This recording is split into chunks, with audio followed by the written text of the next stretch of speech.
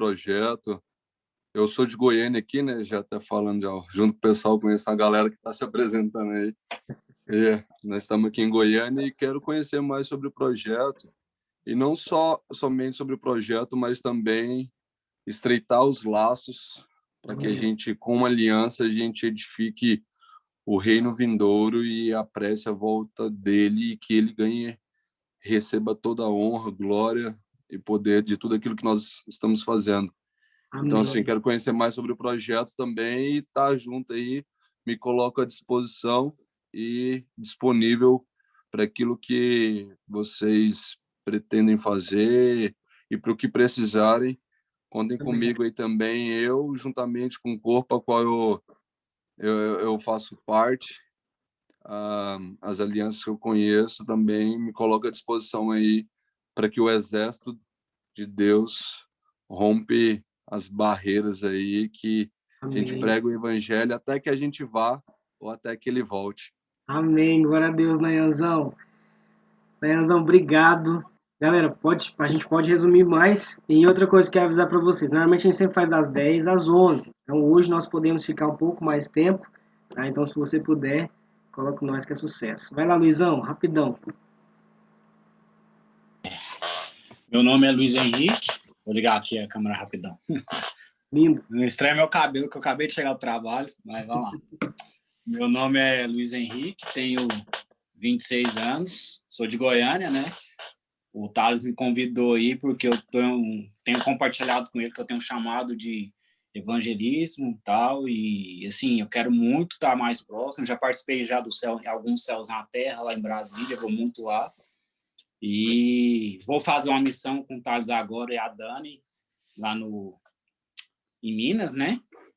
Mato Grosso. E assim, sonho, eu tenho até compartilhado com o Thales, sonho em ir para o Mission, eu vou para o Mission ano que vem, Deus tem confirmado meu coração. Amém. E estou aqui por um propósito, igual vocês falaram, para pregar o evangelho, para viver Cristo, para ser Cristo aqui na terra, até que Jesus volte. E é isso, pode contar comigo. Amém, glória a Deus. Obrigado, Luizão. Lucas Eduardo. Lucas tá aí? Fala, meu irmão. Oi, tô aqui. Então, meu irmão, de onde? Bom, primeiramente é um prazer estar aqui. Eu sou amigo do Matheus. Meu nome é Lucas Eduardo e eu tenho 24 anos. Eu estava congregando junto com o Matheus, só que fui enviado para cá, para Senador da Roque, perto de Imperatriz, no Maranhão. Olha só. E eu cheguei a me inscrever para o Mission, mas por enquanto não foi da vontade de Deus. Mas se Deus quiser, no próximo eu quero estar junto com vocês. O Matheus me contou tanta coisa, mas assim, ele não contou as coisas, claro que é segredo, né? Ele deixou bem claro. Mas o que ele pôde compartilhar comigo, ele compartilhou, mano, e eu fui muito tocado, chorei muito, sabe? E, cara, os testemunhos, de fato, não são uma simples ação social, mas é o poder de Deus que vocês têm vivido aí, porque eu senti, o Matheus depois conta para vocês no carro, quando ele tava contando pra gente, foi incrível. E é isso, meus amigos, obrigado. Amém, glória a Deus, irmão. Obrigado. Maria Clara. Oi, peraí, deixa eu tentar ligar minha câmera, calma aí. Oi, gente, tudo bem? O que eu tenho que falar, Thales? É porque... Calma, deixa eu explicar. Me diz seu nome, sua idade, sua tá. cidade. Meu nome é Maria Clara. Eu acho que eu sou a mais baby daqui. Eu tenho 15 anos. E o que mais que eu tenho que falar, Thales? Seu nome, é porque, deixa eu explicar. Eu acabei de sair de uma reunião e eu preciso ainda entrar em outra. Mas eu vou participar um pouquinho dessa daqui. Amém. Glória a Deus por isso, então. Top. E eu vi que muitos falaram... pode falar. Você quer ir pro Mission? Demais! Então, eu tenho falado muito com o Thales sobre isso, muito mesmo, porque tem queimado muito meu coração sobre missões. E, assim, Até uns 2 meses atrás, eu via que minha vida era como se tivesse um quebra-cabeça, e ultimamente o Senhor tem encaixado cada quebra-cabeça no lugar, e o Mission é um quebra-cabeça que o Senhor tem colocado no lugar, e eu creio, tipo assim, eu creio muito que ano que vem eu tô lá. Amém, amém. Glória a Deus. Galera, eu esqueci de alguém? Acho que não, né? A Dicele Andrade. Ed. Oi, Fala, amados. Ed. Não vou abrir a câmera. Enfim, glória a Deus. Ed Celi, Ed Patinga, grande amiga minha. Isso. Não sou do Mission, sou de Patinga, amiga do Thales. Amém. Glória a Deus por isso. Amém, família. Glória a Deus por conhecer todos vocês. Acho que o único que eu não conhecia aqui é o Lucas. E é isso. Fique à vontade, Miguelzão.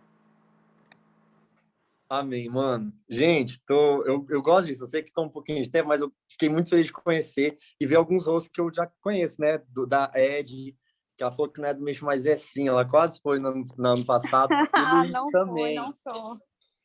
Luiz, eu lembro muito de você, mano. Caminhou com a gente também por um tempo no ano passado, mas acabou que não deu certo. Em nome de Jesus, Deus vai abrir a porta para dar, né? Bom, então a gente tem gente do Mission, tem gente que, se Deus quiser, uma hora vai estar junto com a gente. E quando o Thales falou, né, dessas lives de quarto que tem, desses vídeos, Renan disse que o primo dele entrou, benção. Romenick, grande Romenick, shalom. Acho que foi na semana passada, se eu não me engano, a gente fez uma chamada, alguns de vocês até estavam, né, com o pessoal do We Are One. Eles têm um trabalho muito legal de despertar a galera jovem, a juventude brasileira, para estar intercedendo pelas igrejas perseguidas, por países que têm sofrido perseguição e tal. E a gente fez um vídeo sobre missões, e foi muito legal. E aí lá eu meio que contei um pouquinho da minha caminhada em missões, e depois a gente fez aquilo que vocês já conhecem da escola, que a gente olhar alguns paradigmas das missões, olhar como missões são enxergadas hoje, a gente questionar algumas coisas, né? Entender que não é só o trabalho missionário, mas também a gente precisa sentar numa mesa e pensar sobre missões, refletir sobre missões. E aí, quando o Taleco que eu estava conversando, até perguntei para ele como que seria, ele falou para seguir a mesma pegada, né, de fazer como a gente fez aquele dia. E amém. E aí, o que eu penso? Por que eu até vou me justificar? Como a gente aqui é de casa, né, os meninos do Micho, Thales é de casa, eu sou de casa, todo mundo é de casa, eu sei que essa live vai se repetir, esse vídeo chamada junto vai se repetir. Então, queimou muito meu coração quando a gente ligou, e eu comecei principalmente a ouvir o testemunho dos meninos, falando de onde eles são e tal. Deus me trouxe uma história, me lembrou de uma história de um personagem bíblico, e isso também tem a ver totalmente com missões. Eu queria gastar um tempinho rapidinho, ou não tão rapidinho, né, mas uns 30 minutinhos, 20, 30 minutinhos, para falar dele. E aí, dentro disso, eu queria que a gente pensasse sobre missões. Mas só para introduzir, né, para quem não me conhece, Amen, Pastor Daniel agora é um husband, é um marido, gente. Vocês já deram parabéns para ele? É um marido. Congratulations, husband.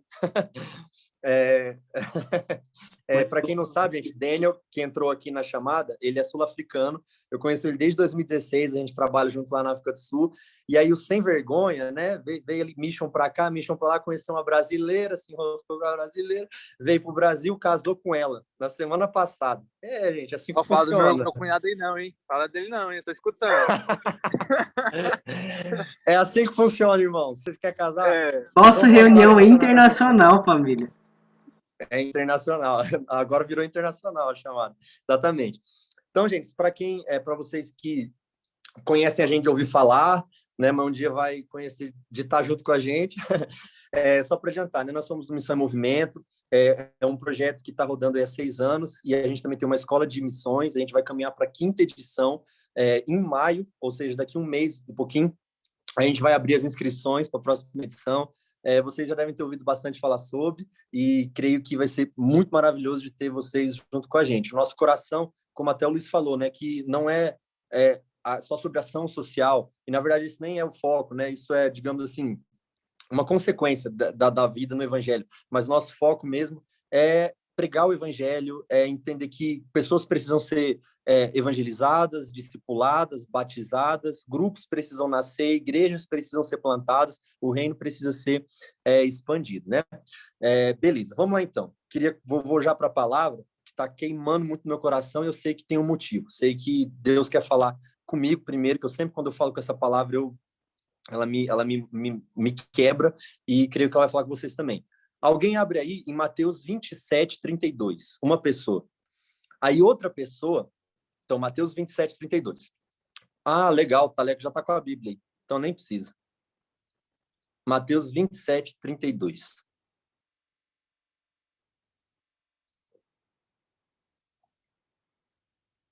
Que chique, mano, esse negócio aí. Eu vi que você compartilhou o louvor, agora a Bíblia aqui. Alguém aí com uma voz bonita, abre o microfone. João, abre o microfone e lê aí pra gente que tá escrito. Se você tiver aí, João. Pode ser outra pessoa. Vivi Borba, abre aí pra gente ler. Mateus 27, 32. Tá aí na tela compartilhado. Aí, pronto. Mateus 27, 32.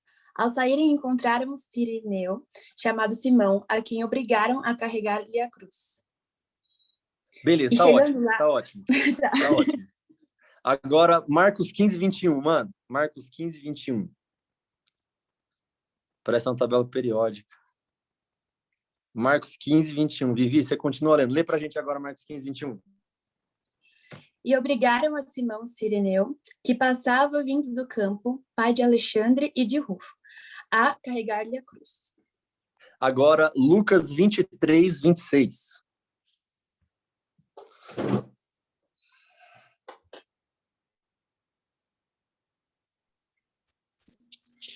E como conduzissem, constrangendo um sireneu chamado Simão, que vinha do campo, puseram-lhe a cruz sobre os ombros, para que a levasse após Jesus.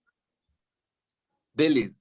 A gente só leu o mesmo texto por 3 diferentes autores, né? A gente viu Mateus, Marcos e Lucas, os 3 evangelhos sinóticos, né? Que dão referência a esse tal de Cirineu.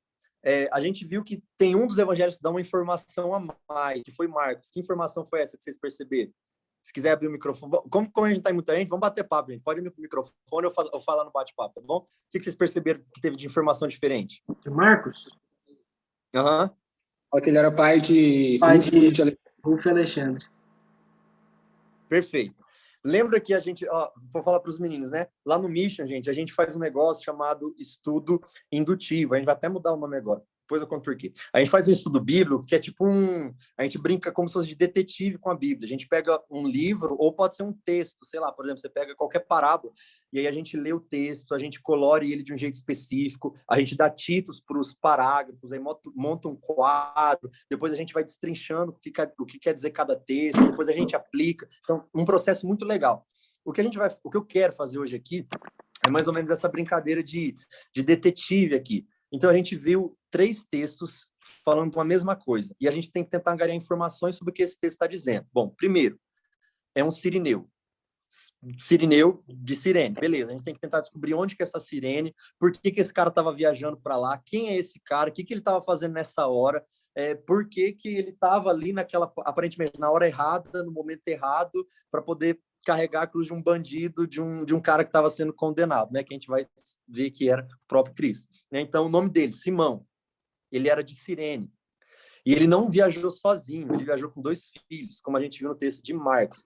E os nomes dos filhos, Alexandre e Rufo, beleza? Você consegue ver alguma outra informação que a gente leu nos textos? Se você vê, você comenta aí. Mateus, Marcos e Lucas. Eu acho que os 4 pontos aqui que eu peguei aqui, o nome dele é Simão, ele é um sirineu, ele tem 2 filhos, né, Alexandre e Rufo. Com essas informações que a gente tem, o que você consegue tentar me dizer, assim, tentem pensar assim, tá, e aí? Beleza. O que a gente faz com isso? Será que o Espírito Santo, que inspirou a Escritura, colocou isso aqui despropositadamente? Eu não acredito. Eu acredito que não. Deus é intencional em tudo que ele faz, de Gênesis a Apocalipse. E a gente tem que sempre olhar toda a narrativa bíblica com essa história gigante de Deus querendo salvar o seu povo para que o seu povo se una e glorifique a ele. E isso é muito importante, gente. Eu estou num período de meditar bastante em Salmos. Ontem eu estava lendo um salmo, que inclusive é a música, né, do Ademar de Campos, que fala sobre a cidade de Deus. E o projeto de Deus para a humanidade, gente, ele é um projeto urbano. O que começou num jardim, em Gênesis, vai terminar numa cidade, lá em Apocalipse 22. Então, o projeto de Deus é o ajuntamento para aquela palavra bonita que a gente sempre fala, para a doxologia, né, que é a glorificação a Deus. Então, será que esse texto ser repetido por esses 3 autores no momento da crucificação, que é o momento mais chave ali, onde tudo ia ser consumado, será que está à toa e a gente não ia conseguir extrair nada? Só que era um homem que carregou a cruz. E, claro, tem muitas mensagens que vão falar, a gente pode extrair muitas coisas boas, né, sobre o cara que carregou a cruz, etc. Mas eu quero tentar, como detetive aqui, tentar analisar algumas coisas com vocês, beleza? Qual que é o contexto? O contexto é da Páscoa, né? A gente acabou de sair, tá nesse clima da Páscoa, então mensagem de Páscoa aqui. Jesus estava ali, tinha terminado de ser condenado, pegou a cruzinha para carregar e estava caminhando pela Via Dolorosa rumo ao Calvário, estava andando e nisso ele teve algumas quedas, né? E quando ele teve a última da sua queda, já estava mais ou menos a 50 passos da Gólgota, né, de onde seria crucificado, os soldados foram cansados de ver provavelmente a fraqueza exposta desse bandido, ou desse assassino, das pessoas que está causando aquela revolução, aquela balbúrdia em Jerusalém, pediu para alguém ajudar ele. E era esse tal de Simão Cirineu. A pergunta é, o que esse cara estava fazendo em Jerusalém? Primeiro que esse cara viajou um continente, porque Cirene fica na África. Cirene fica na África do Norte, onde hoje é a Líbia. Então, ele andou mais ou menos 1.600 quilômetros para sair de Cirene para poder chegar lá onde estava Jerusalém, certo? Já na divisãozinha ali do Oriente Médio. Olha, então a gente já tem mais uma informação. Se Cirene fica na África, significa que Simão é o quê? Um africano. Um africano, beleza? Então a gente já tem uma informação a mais nessa nossa investigação. Esse eu quero que vocês pensem junto comigo, beleza? Então esse cara era de Cirene, ele era um africano. Legal a gente ver a presença da África aqui carregando a cruz junto com Cristo, né? Aquela que a gente pensa que está evangelizando, era que estava carregando a cruz junto com ele. Glória a Deus. Então, beleza. Agora, se esse cara era ali um africano, o que ele ia estar fazendo em Jerusalém?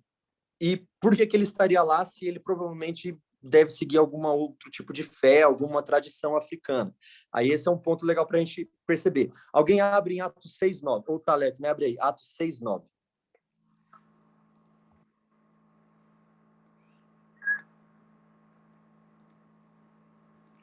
Vivi, você é a leitora oficial da noite.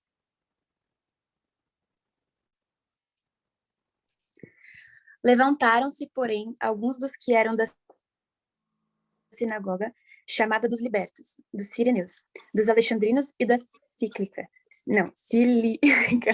e Ásia, e discutiam com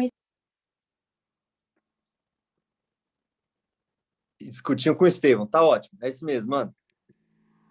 Beleza, o que a gente acabou de ver nesse texto? Esse texto de Atos 6, né, tá falando lá de Estevão, quando ele vai ser condenado e tal, mas uma informação importante que a gente pegou aqui, que tinha uma sinagoga, e sinagoga era o lugar de reunião de quem? Dos judeus, lembra? A sinagoga nasceu ali no contexto do exílio babilônico, quando o templo foi destruído, quando os babilônios tomaram Judá e eles foram para o exílio, é a história que tem de Daniel, lembra? E aí nesse exílio eles começaram a se reunir em pequenos grupos, que eles começaram a chamar de sinagoga, para não deixar a fé morrer, para estudar a Bíblia. E aí, porque isso é muito importante, gente, a gente estudar o período interbíblico, porque a gente passa do Antigo Testamento, não existe sinagoga. A gente entra no Novo, tá lá sinagoga, a gente nem sabe o que é. Aí surgiu nesse períodozinho aí, interbíblico, no período do exílio. Tá falando que tem uma sinagoga chamada dos Libertos e que tinha pessoas de onde? De Cirene, sirineus, ou seja, onde hoje é a Líbia, na África. Alexandrinos, onde ficava Alexandria? No Egito, na África. E também Siliribilabaciris, que a Vivi falou pra gente, na Cilícia. Então, o que tem aqui? O que a gente percebe? Que, de alguma forma, a fé judaica chegou lá no norte da África. Isso explica o porquê esse Simão estaria em Jerusalém uma das datas mais importantes para os judeus, que é a Páscoa, o dia 14 de Abib, né? A gente celebra a Páscoa, a ressurreição de Cristo, mas a origem dessa celebração, a gente sabe, né? Não o Cristo é o cumprimento, é o ponto máximo dela, mas a origem é o êxodo, né? A gente sabe da historinha da última praga, do sangue no umbral, etc. As 3 principais festas ali era a Páscoa, a festa dos tabernáculos e o Pentecoste. Então, esse Simão, ele se deslocou do norte da África para poder ir para Jerusalém para participar da Páscoa, o que faz a gente entender que ele não era só um africano, ele era o quê? Um judeu. A gente entende que tem uma sinagoga dos libertos lá, tem um lugar onde os judeus se reúnem, e uma pessoa daquela região indo em Jerusalém nessa data festiva, ele só pode ser o quê? Um judeu. É igual, os judeus, gente, eles tinham essa mesma tradição que os islâmicos têm. Eles dizem que pelo menos uma das 5 regras deles, né, que pelo menos uma vez na vida, se tiver condições, um islâmico precisa se deslocar e ir até a Arábia Saudita, onde está Meca. É a mesma coisa. O Islã surgiu no século 7 depois de Cristo. Eles copiaram isso dos judeus, porque os judeus já tinham esse costume de dizer que pelo menos uma vez na vida todo judeu deveria ir até Jerusalém em uma das 3 principais datas, que é Páscoa, Tabernáculos ou Pentecostes. E também o nome Simão, gente, ele é um nome de origem judaica, Shimon. Então, Simão, agora a gente já tem informação, o nome dele é Simão, ele é um africano que morava em Cirene, ele estava com 2 filhos, Alexandre e Rufo, e ele era judeu.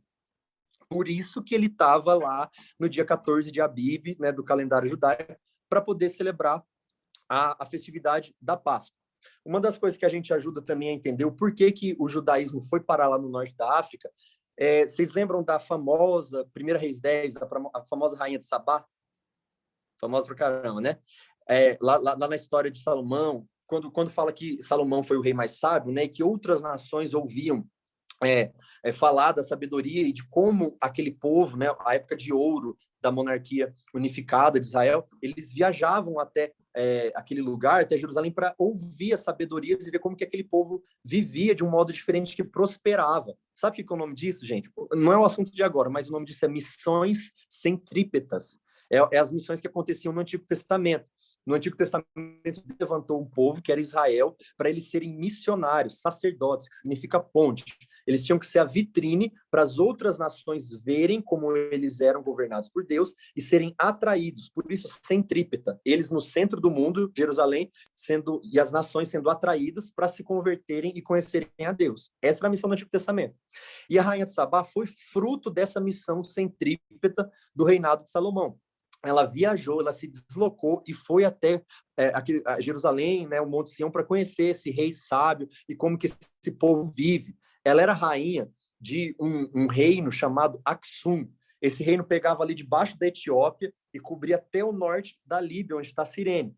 Então, quando ela voltou com os presentes que Salomão deu, conhecendo a pessoa de Deus e o costume dos judeus, ela trouxe isso para o seu reino, e aí de lá houve também uma dispersão junto com ela, e ali começou a nascer, a emergir judeus lá na região, que hoje é a Líbia, na região Cirene, que acabou, com todos os séculos passando, a virar o que virou. Tinha sinagoga, tinha judeus, tinha gente que tinha nome hebraico, como esse Simão, que é Shimon, ele é um africano, é de Cirene, tinha que ter nome africano, mas tem nome judeu, nome hebreu.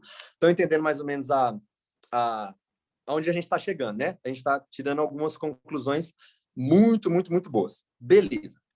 Agora, qual que é o ponto? Esse Simão, ele viajou para a festa da Páscoa. O que era a festa da Páscoa nessa época? A festa da Páscoa funcionava o seguinte: quando dava o dia 10 de Abib, ou seja, 4 dias antes de acontecer a Páscoa, os sacerdotes se reuniam lá no templo e eles começavam a fazer todo o preparativo para poder receber os estrangeiros. É tipo as romarias, a Anister vai saber falar melhor para a gente, tipo as romarias que tem em Juazeiro do Norte, do Padre Cícero. Vem galera do Ceará, do Brasil inteiro para fazer aquela romaria, aquela procissão. É a mesma coisa. Vinha gente de várias regiões ali do arredor, como Cirene, eles se deslocavam longe, como se deslocou Simão, 1.600 quilômetros de Cirene até Jerusalém, para poder participar dessa festa. Então, quando era dia 10, 4 dias antes da festa, eles começavam toda a preparação. Eles já preparavam o cordeiro que seria sacrificado e tudo mais. Eles já preparavam o isopo. O Salmo 51 fala desse isopo. É tipo, vocês já comeram aquele chocolate... Qual que é aquele chocolate? Chocolate que tem uns furinhos, que eu esqueci o nome, que ele é meio... Soufflé. Soufflé, exatamente. O isopo é tipo um soufflé. É tipo aquelas buchas vegetal que... com os buraquinhos assim, né? Esse é o isopo. Tipo suspiro. Suspiro, isso, mano. Suspiro, soufflé, sabão vegetal, enfim, por aí a gente vai. Eles pegavam esse isopo e aí eles passavam no sangue, que seria degolado, e eles aspergiam nas pessoas. Essa era a celebração da Páscoa. E aí eles colocavam em um altar que tinha mais ou menos 2,80 m, né? Para poder degolar o cordeiro. Aí o cordeiro ia sangrar, e aí o sangue que caía ia começar a escorrer pelo tempo, e eles pegavam esse sopo, esse meio soufflé, meio bucha vegetal, eles pegavam os sacerdotes, enchia, né, ele, e aí saía jogando nas pessoas que estavam reunidas. Agora, por que as pessoas se deslocavam todas essas regiões para ir para Jerusalém? Qual que era o desejo delas? O desejo delas de fazer toda essa viagem, toda essa trajetória, era de conseguir pelo menos uma gotinha de sangue desse cordeiro sacrificado que celebra a Páscoa. Era tipo o troféu deles. Então não bastava só você chegar em Jerusalém, né? A viagem era grande, eles iam se sujar, dormir em vários lugares. Eles levavam, não vou falar uma mochilinha, mas uma bolsa com uma roupa branca. Obrigatoriamente, na celebração da Páscoa, nos tempos aqui dos judeus, eles tinham que entrar no templo com uma veste de linho branca, totalmente branca, branca, branca, branca. Então, esse Simão, sirineu, africano, judeu, saiu com seus... Se ele tinha 2 filhos, ele tinha o quê também, gente? Muito provavelmente, uma esposa. A esposa não foi citada, não estava lá. Então, provavelmente, ele, né, no dia que ele foi viajar, muitos meses antes, ele despede da esposa dele, agora já estou conjecturando, tá, gente? Estou falando de coisas que não estão na escritura, mas que a gente são pressuposições. A gente tem a escritura, a gente está dando um saltinho, teorizando dentro do que a gente tem, né, na escritura. É isso que a gente está fazendo. Isso está dentro do campo saudável. A gente não está, digamos assim, viajando na maionese. A gente está dentro de um campo saudável que a exegese nos permite, né, que o estudo bíblico nos permite. Então, conjecturando, ele estava lá em Cirene, um judeu fiel, na sinagoga dos libertos, com seus 2 filhos, e aí ele resolveu cumprir esse dia de poder viajar e ir para Jerusalém, para poder passar por uma das principais festas dos judeus. Então, ele despede da esposa, coloca na sua bolsa a roupinha branca de linho fino, provavelmente colocou também os 2 filhos, e olha só, ele quis levar os seus 2 filhos. A gente não sabe direito a idade deles, provavelmente eram adolescentes. Quando eu entendo, né, que ele querendo levar esses 2 filhos, querendo que os filhos participem da fé que o pai tem, a gente está vendo aqui um princípio de discipulado, de cuidado, de continuar levando à próxima geração a mensagem que se acredita. E aí, beleza, ele viaja todos esses 1.600 quilômetros, chega lá em Jerusalém, bombando, cheio de gente, e aí, para poder chegar no templo, que ficava no Monte Sião, que é onde está a presença de Deus, quando ele estava indo, para poder atravessar, ele obrigatoriamente precisa passar pela chamada Via Dolorosa. Eu nunca fui para Jerusalém, é um sonho a gente ir, né? Mas quando a gente vê no YouTube os vídeos, estuda a geografia do lugar, a gente sabe como que é. Então, quando ele chega na cidade, para poder chegar no templo, ele tinha que passar pela Via Dolorosa. E aí tava aquela balbúrdia, um monte de gente gritando, falando, mata, crucifica, são bandidos mesmo, esse cara tem que morrer, é um herege. Está se levantando contra Moshe, né, contra Moisés, está se levantando contra os profetas, está dizendo que é o próprio Deus. Ele disse que ele vai destruir o templo, reconstruir em 3 dias. Ele curou no sábado. Ele fez, vamos matar esse cara. E aí, na hora que ele está lá com os seus 2 filhos, ele chega pertinho e está acontecendo a balbúrdia. Ele não tem nada a ver com a paçoca, gente. Esse cara só queria atravessar a rua, só queria atravessar até 63 ali, só queria ir para o outro lado da avenida, só queria passar pela Via Dolorosa e ir tranquilão para o templo, aonde ia acontecer a celebração. A celebração estava para acontecer, lembra? Jesus ele foi crucificado ao meio-dia e às 3 horas da tarde ele expirou, ele morreu. A celebração da Páscoa acontecia na última hora da manhã, então ele já estava atrasado no momento que está passando ali a Via Dolorosa, na hora que Jesus está passando. E ele provavelmente, né, com as suas vestes brancas, já preparado, entrou na cidade santa.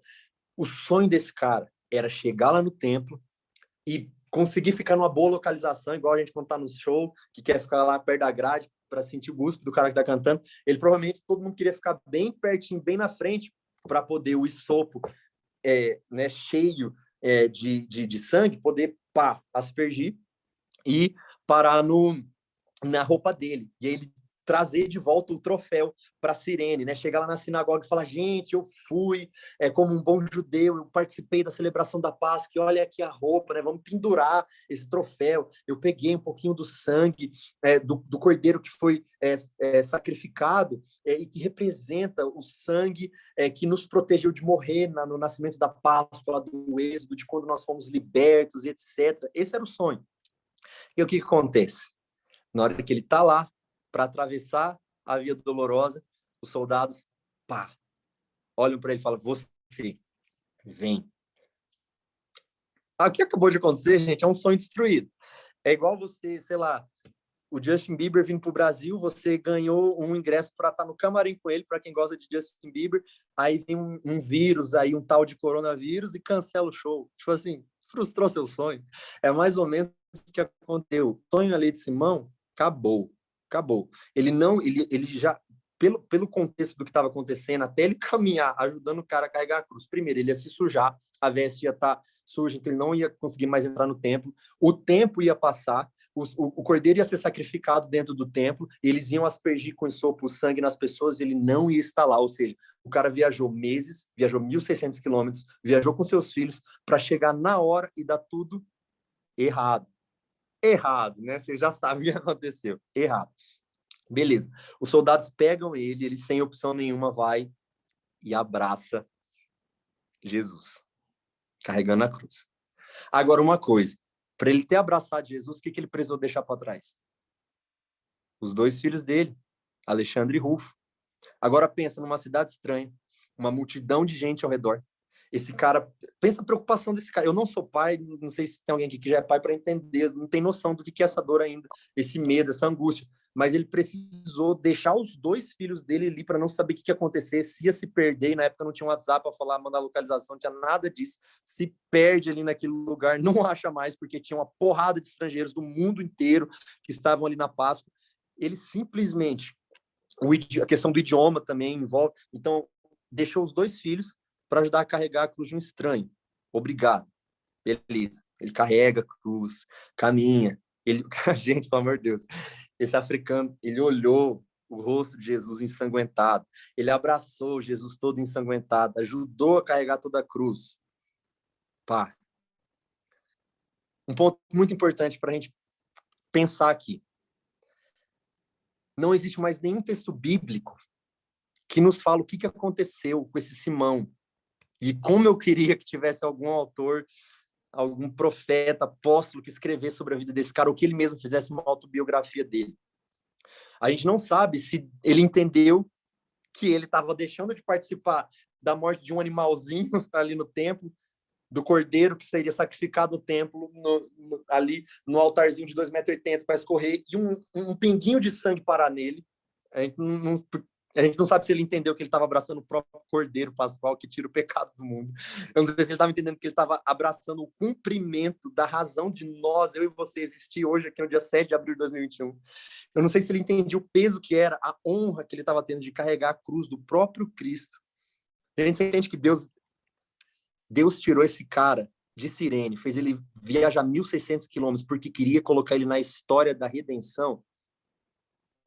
A gente, infelizmente, não tem os detalhes do que aconteceu. Mas eu quero falar para vocês, eu quero dar uma perspectiva do que deve ter acontecido, baseado em alguns outros textos bíblicos que a gente pode utilizar. Beleza? Então, é como se eu tivesse, tipo um CSI, assim, que vai construindo as cenas. Eu quero meio que construir algumas cenas com vocês, imaginando o que aconteceu e do porquê que isso aconteceu. E eu vou justificar isso com alguns textos bíblicos, tá? Vamos lá, então. O cara carregou a cruz, Jesus chegou na Gólgota, ele perdeu a hora do sacrifício pascual que aconteceu lá no templo, a roupa dele já estava toda ensanguentada, mas não era o sangue que provavelmente ele gostaria de ter, né? Não era um sangue de um bandido condenado, mas era o sangue de um cordeiro pascual, preparado por um sumo sacerdote já há 4 dias, né? Tudo aquilo que eu falei para vocês. E agora ele tem que voltar para casa. Primeiro que ele teve que achar os 2 filhos dele, né? E agora ele tem que voltar para casa. Aconteceu algumas coisas na história da igreja, nesse meio tempo, que me faz entender o que eu vou contar para vocês. O que eu acredito que aconteceu. Abre em Atos 2. Taleco, né? O Taleco que está com a Bíblia aberta aí. Aí. Atos 2. Dia de Pentecostes.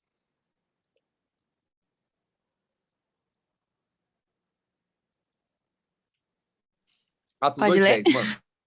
Pode, Vivi, no verso 10.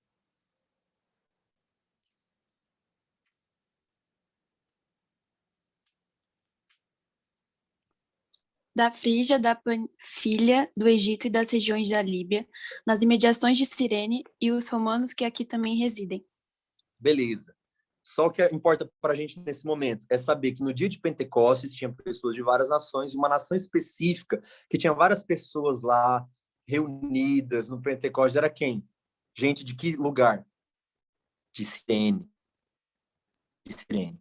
Beleza. Atos 11, 26. Eu vou primeiro falar os textos, depois eu explano eles. Atos 11, 26. Quero ver chegar arrumando. Leia, Vivi.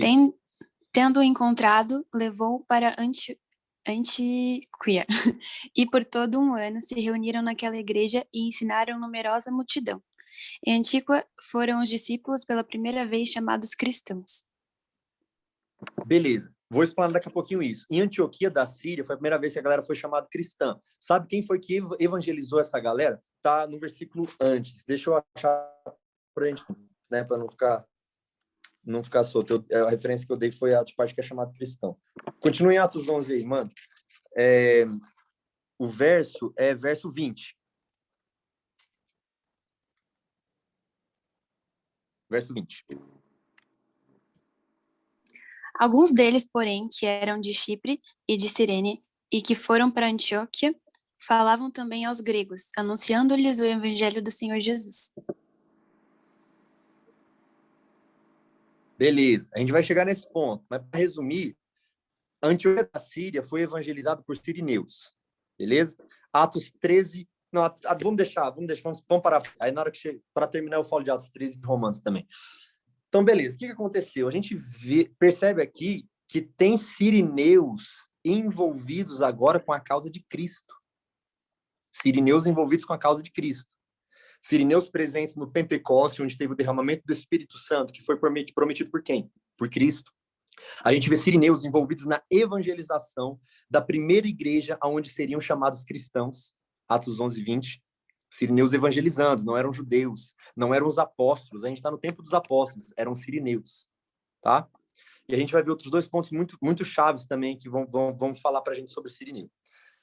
Vou falar para vocês tentando construir uma imagem, uma figura do que aconteceu. O que aconteceu é o seguinte: Deus pegou esse sirineu, Simão, judeu, da sinagoga dos libertos, africano, negro, tirou ele de lá junto com seus 2 filhos, fez ele viajar 1.600 quilômetros para a celebração da Páscoa, fez ele acreditar que ele participaria como um bom judeu daquela celebração que aspergiriam alguns respinguinhos de sangue na veste dele, para frustrar ele. Deus é craque em fazer isso com a gente.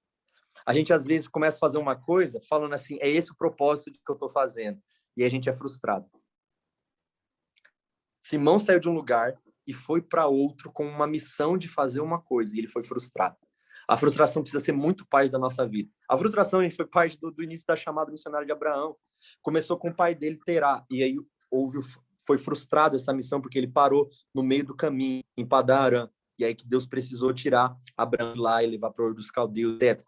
Então, sempre a gente vai com uma perspectiva, e aí Deus vai e tira as escamas dos nossos olhos e fala que não era desse jeito que ele queria. Não era esse tipo de missão que ele estava falando. E isso fala muito sobre a questão dos paradigmas que a gente trabalhou em janeiro.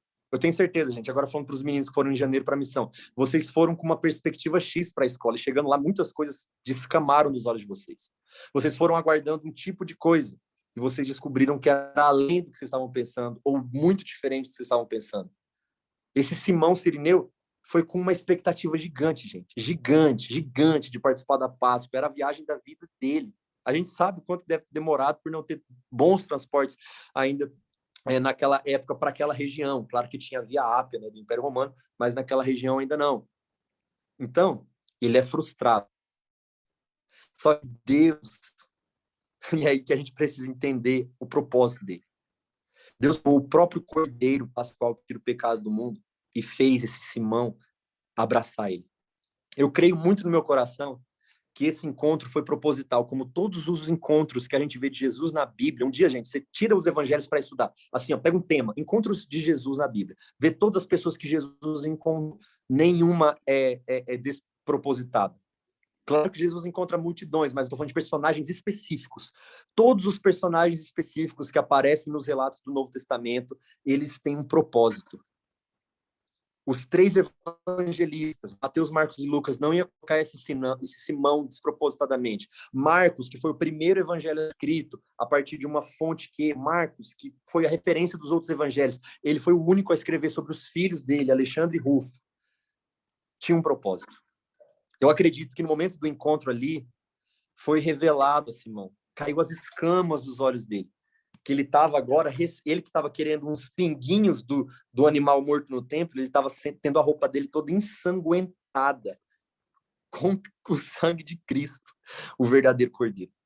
Eu não duvido nada que ali no íntimo, Jesus olhou no rosto dele e conversou com ele. Eu não duvido nada. Nada. A gente nunca vai saber disso, gente. Ninguém estava lá pertinho para ouvir. Mas eu não tenho dúvida que Jesus deve ter falado algo assim, ó. Você veio aqui pelos respingos de sangue de um cordeiro? Eis o cordeiro que tira o pecado do mundo.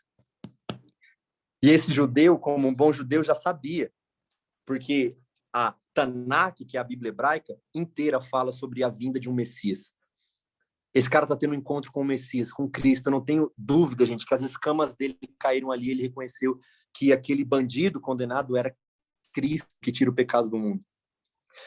Quando ele entrega Jesus, ele vê Jesus ser crucificado, ele junta os filhos dele, agora ele tem que voltar para a casa dele. Mais 1.600 quilômetros voltando para Cirene.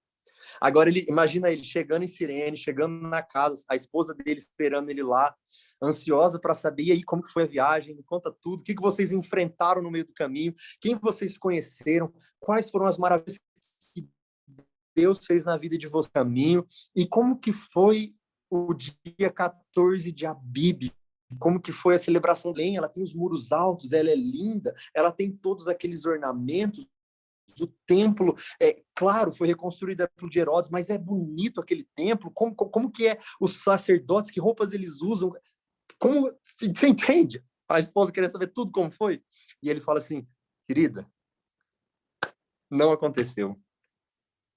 Aconteceu uma outra coisa. E ela começa a contar. Ele começa a contar para ela o que aconteceu. Ele tira da bolsinha dele a roupa toda ensanguentada e fala assim, deixa eu te contar.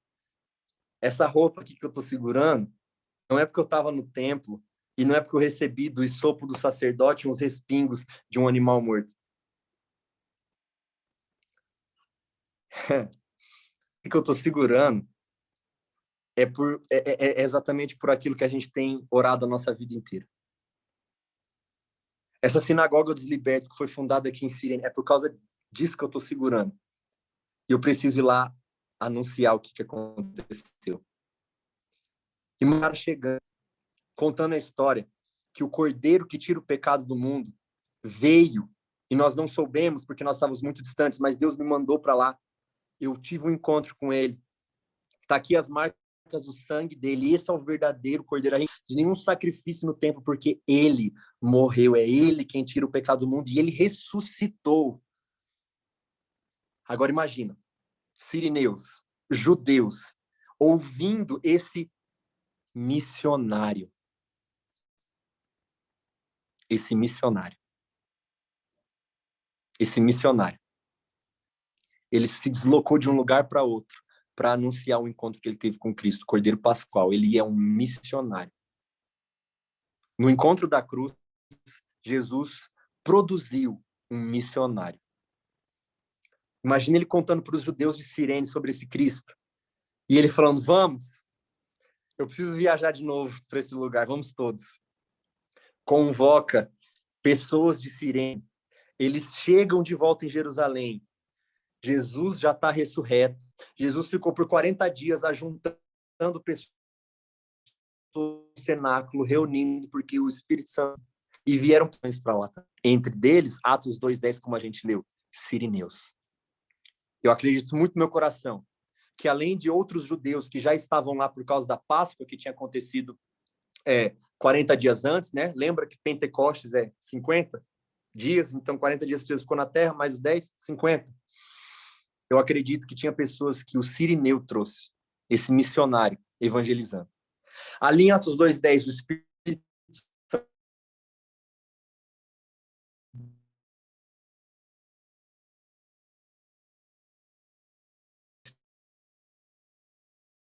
sobre sirineu para as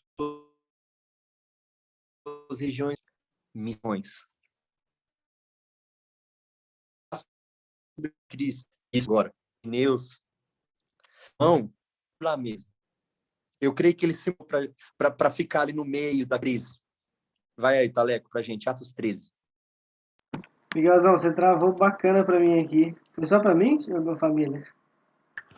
Não, pra mim travou Não, também. aqui travou também. Travou, Travou gente? também. Quase um minuto. Pô, Repete uns 2 minutinhos, Miguel. Volta o vídeo aí. o que foi a última coisa que vocês ouviram? Pentecostes, os 50 dias, quando iam chegar lá e tudo mais, que ele deve ter evangelizado a galera toda. Isso, exato.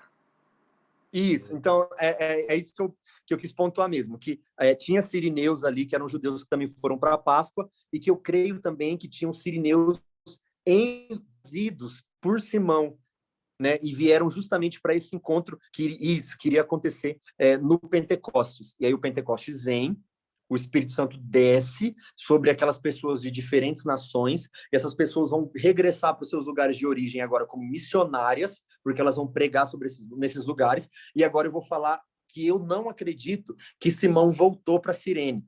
Eu não acredito. Eu vou falar por que eu não acredito. Aí eu vou oferecer um texto agora. Atos 13, que o Talek vai abrir agora.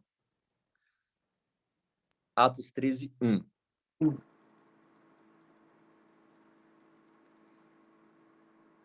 Lê pra gente aí. Havia na igreja de Antioquia profetas e mestres, Barnabé, Simeão, por sobrenome Níger, Lúcio de Cirene, Manaém, Calaço de Herodes e Tretarca e Saulo. Beleza. Vamos lá, gente. Uma perspectiva de Atos para a gente chegar em Atos 13. O Espírito Santo desce em Atos capítulo 2, beleza? E aí o Espírito Santo começa a se mover ali em Jerusalém e Judeia. A gente viu isso na escola. Quem não viu na escola vai ter um spoiler agora. O Espírito Santo é progressivo o jeito que acontece na Escritura, mas missões simultâneas, lembra? Tanto em um lugar quanto em outro. Mas ali, na narrativa de Lucas, acontece de maneira progressiva. Primeiro em Jerusalém, em Atos 2, o centro do mundo, onde as missões aconteceram no Antigo Testamento.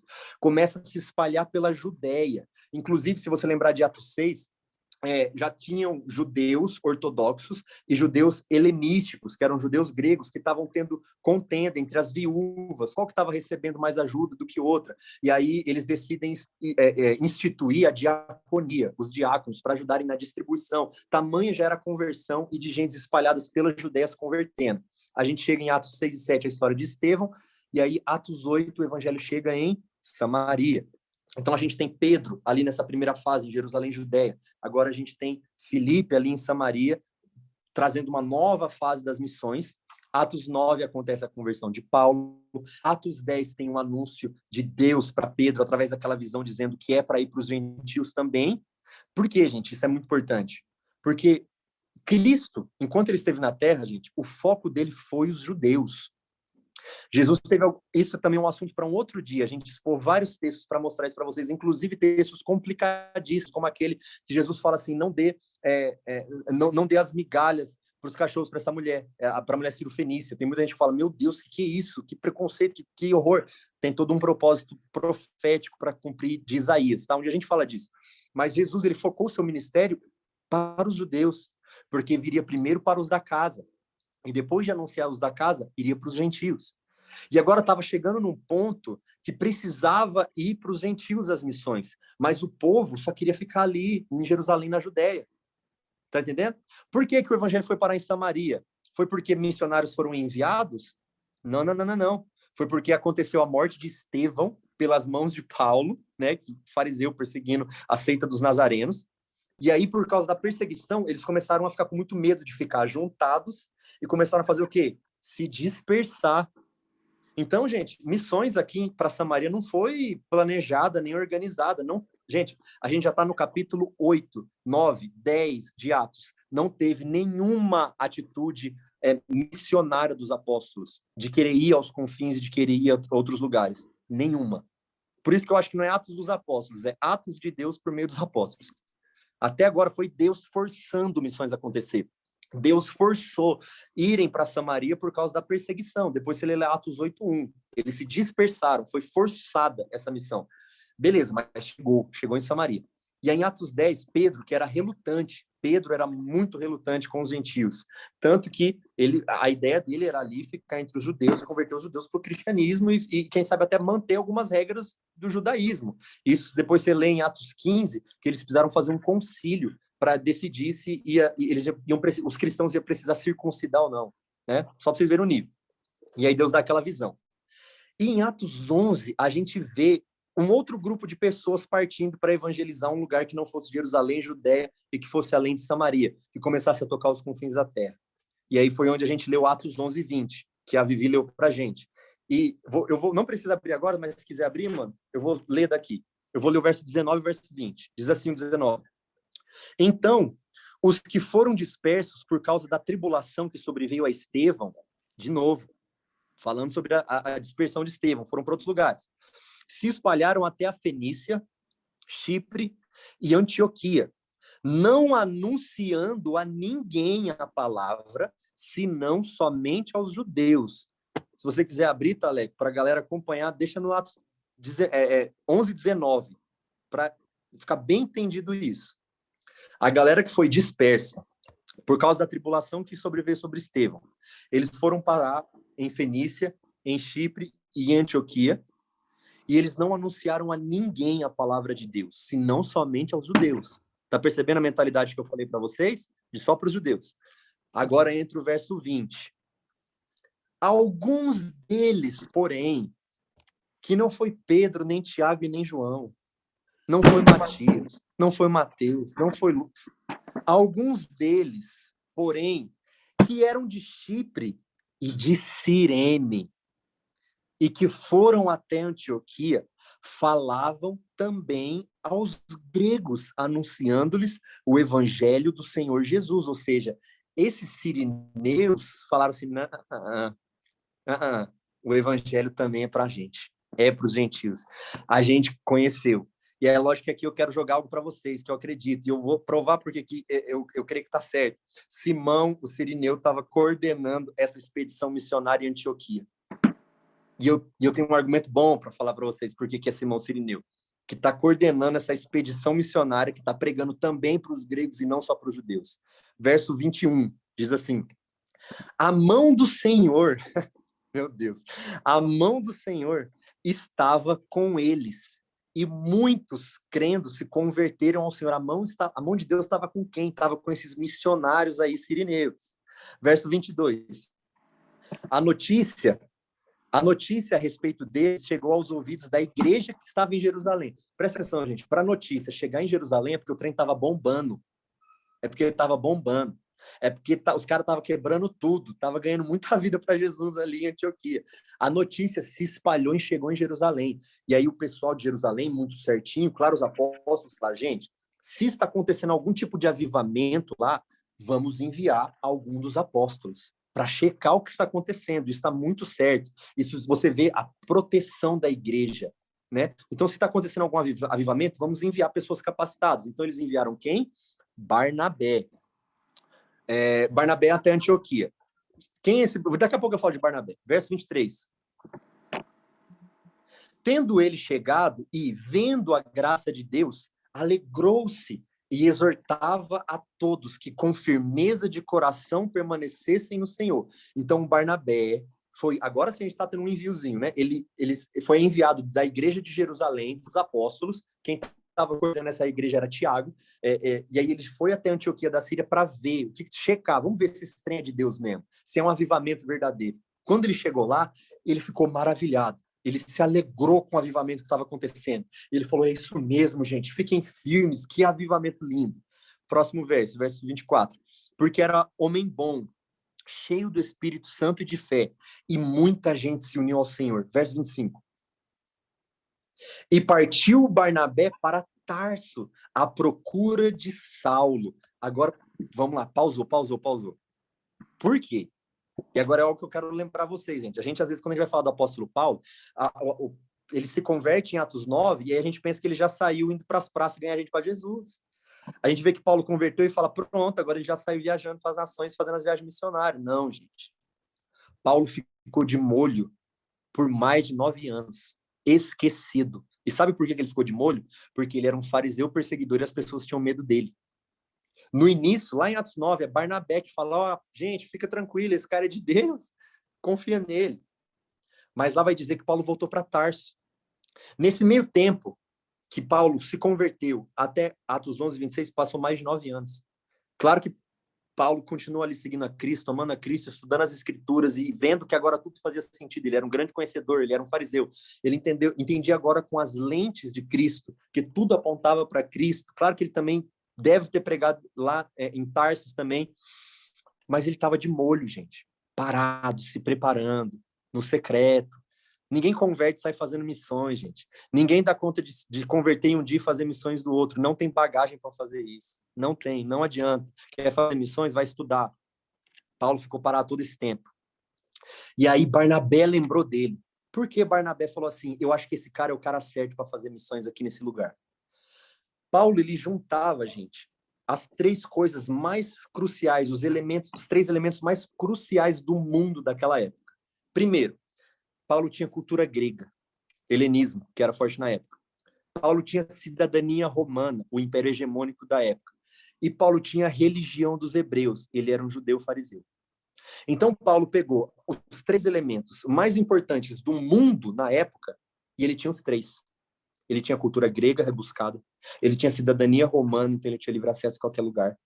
E ele tinha a religião dos hebreus, ele era judeu. Se esse cara se tornasse cristão, ele alcançava as 3 esferas do mundo.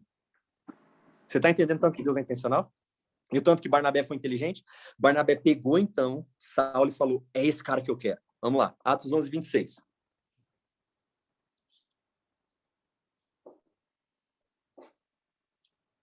Taleco tá abrindo. O 20, beleza, vai 26. Tendo-o encontrado, então Barnabé foi lá e encontrou Saulo. Levou para Antioquia. Falou, vem aqui, meu irmão. Quero te levar ali para Juazeiro do Norte. Para a gente fazer uma missão. Levou ele para Antioquia.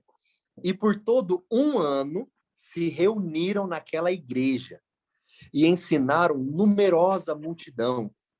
Em Antioquia, foram os discípulos pela primeira vez chamados cristãos. Meu Deus do céu. Primeira vez que eles são... Gente, não foi na igreja de Jerusalém dos apóstolos que foram chamados pela primeira vez cristãos. Não. Onde só tinha judeu. Foi em Antioquia, onde um grupo de uma expedição missionária de sirineus, que eu acredito que foi liderado por um tal Simão, que teve um tal encontro com Cristo lá na cruz, que foi a primeira vez que eles foram reconhecidos como cristãos. Vai agora para o Atos 13. Atos 13:1. Em Atos 13:1 vai contar para a gente quem que era a liderança dessa igreja de Antioquia, gente. Vai contar para a gente os 5 líderes dessa igreja. Atos 13:1. Vivi, lê para a gente. De novo. Havia na igreja de Antioquia profetas e mestres, Barnabé, Simeão, por sobrenome Níger, Lúcio de Cirene, Manaém, Colácio de Herodes e Tetrarca e Saulo. Beleza. Quem que era Barnabé? O primeiro a ser citado, né? Quem que era Barnabé? Não precisa abrir, mano, mas eu vou lembrar quem era Barnabé. Atos, capítulo 4. Lembra de Ananias e Safira que morreram por causa da oferta? Em Atos 5? Eles faleceram pela desonestidade deles e porque antes deles foi alguém que aumentou o nível de justiça e de pureza, de entrega a Deus, que foi Barnabé. Atos 4,36 diz, José, que é esse Barnabé, a quem os apóstolos deram o sobrenome de Barnabé, que quer dizer filho da exortação levita. Opa, olha uma informação sobre o Barnabé. Ele era levita, um judeu sacerdote. Vai pegando. Natural de Chipre. Ele era de Chipre, que era uma ilha. Como tivesse um campo, ou seja, ele tinha um campo, ele era rico. Vendendo, trouxe o preço e depositou aos pés dos apóstolos. Então, Barnabé era um homem rico, um homem de posses, ele era de uma ilha chamada Chipre, e ele era um levita, um sacerdote, ele tinha influência entre os judeus também. Esse era Barnabé. Beleza. O segundo nome citado, depois de Barnabé, Simeão, por sobrenome Níger. Simeão é um jeito, tipo Lucas e Luca, tipo, sei lá quem mais, Ian e Uan, sei lá o que mais, é um nome, Thales com TH e Thales sem TH, entendeu? Shimon, esse é Simão.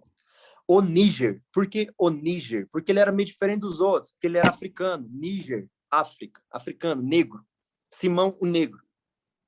E junto com ele estava um grande amigo dele, que com certeza foi ele que evangelizou esse cara, que é Lúcio. E de onde que é o Lúcio? O que está escrito aí? Lúcio de onde? Cirene. Ah, de Cirene. A expedição missionária que evangelizou Antioquia estava na liderança, no corpo de liderança da igreja de Antioquia. A gente tem Barnabé, a gente tem o Simão, o Níger, e eu. E, gente, isso que eu estou falando para vocês é o que o Miguel acredita. Claro que também tem muitos estudos dentro disso. A gente não pode falar assertivamente e sem erros que esse é o mesmo Simão, mas não tem como, gente. E eu ainda tenho mais um argumento para falar para vocês que não tem como. Esse aqui é Simão. É o Simão que carregou a cruz de Cristo. Junto com ele está o amigo dele, Lúcio, de Cirene. Veio junto com ele, evangelizado, ajudou a evangelizar Antioquia. Está no corpo de liderança da igreja que foi pela primeira vez chamada cristã. Além de Lúcio, tá? Um cara chamado Manaém. E tá dizendo que esse Manaém é colasso de Herodes. Gente, colasso quer dizer irmão de leite. Como se fosse um irmão adotado, que cresceu no palácio. E quem que era Herodes, gente? Quem que era Herodes? Herodes Antipas. Herodes Antipas é o cara que mandou matar João Batista. Tá entendendo? A gente não sabe aqui como que esse colasso, esse servo, essa pessoa que é da família do cara que matou João Batista, que perseguiu Jesus, a gente não sabe, da família de Herodes que tentou matar as crianças quando Jesus nasceu. Você tá entendendo? Que a gente tem um cara até da liderança real nessa igreja. Manaém. E Saulo. Saulo a gente já falou sobre quem que Saulo é, né? Não precisa nem explanar. Então, os 5 líderes da igreja de Antioquia. A gente tem Barnabé, um rico levita de Chipre. A gente tem Simão, o Níger, o que carregou a cruz. A gente tem Lúcio de Cirene, amigo de Simão, da mesma terra que ele. A gente tem Manaém, um cara real do palácio. E a gente não sabe como a gente foi parar lá. Ele foi convertido. E a gente tem o apóstolo Paulo. Sabe o que isso significa? Sabe o que é a lição? Sabe o que Deus está ensinando aqui, gente? O que eu gosto de chamar esse acontecimento, uma palavra bonita que eu uso, eu falo assim, ó, isso aqui, gente, é o âmago multiétnico que se revela nas diversidades da liderança de uma igreja. Olha só, o que Barnabé representa para a gente? Posição social, poderio econômico. O que Simão e o Lúcio de Cirene falam para a gente? Eles traduzem pluralidade racial. O que Manaém fala para a gente? Ele é uma vertente política e aristocrata que está junto com a igreja. E a gente vê também Saulo, a maior influência religiosa e cultural daquela época. A gente tem aqui, gente, 5 homens com históricos diferentes, com cor de pele diferente, de classe social diferente, unidos por um mesmo propósito. Mostrando que, quando o assunto é Igreja de Cristo, não tem preconceito, não tem que ter grupo minoritário, não tem julgamento, não tem fenótipo que faz diferença. Somos todos um. Agora vai para o versículo 2, Atos 13, 2.